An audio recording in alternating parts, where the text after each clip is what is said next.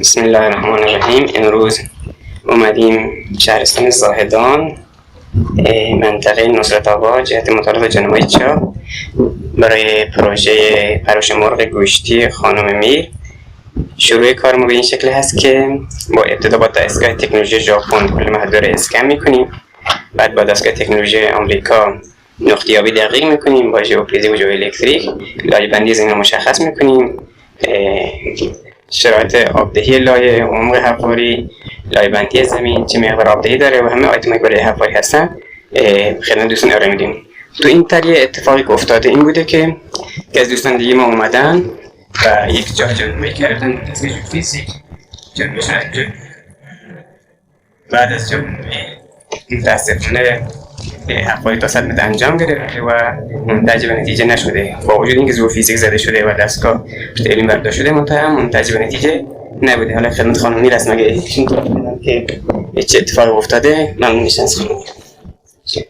سلام عرض می‌کنم خدمت یکی از دوستان که کار ژئوفیزیک انجام دادن. بعدم در ابتدای کار آنالیز انجام دادم، به ما گفتن اینجا چوب آب داره، ولی متاسفانه 40 دقیقه بیشتر آب نداشت. بعد از اینکه ما 100 متر هم انجام دادیم، از 100 متر فاصله شدیم، در نهایت منجر به شد 40 دقیقه آب داشتیم و بعد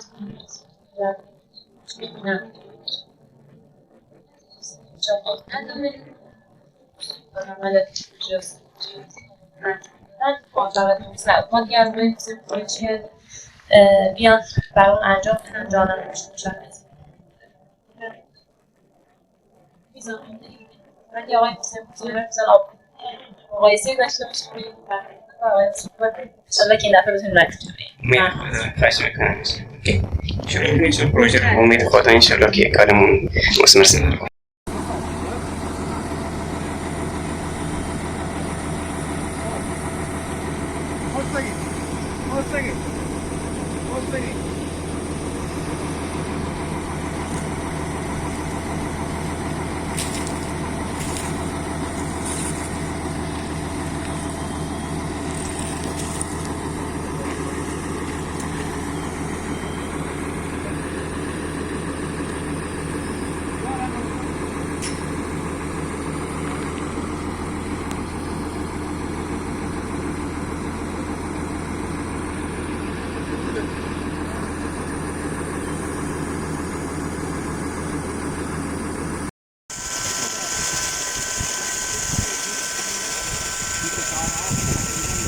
Jadi ya yang pertama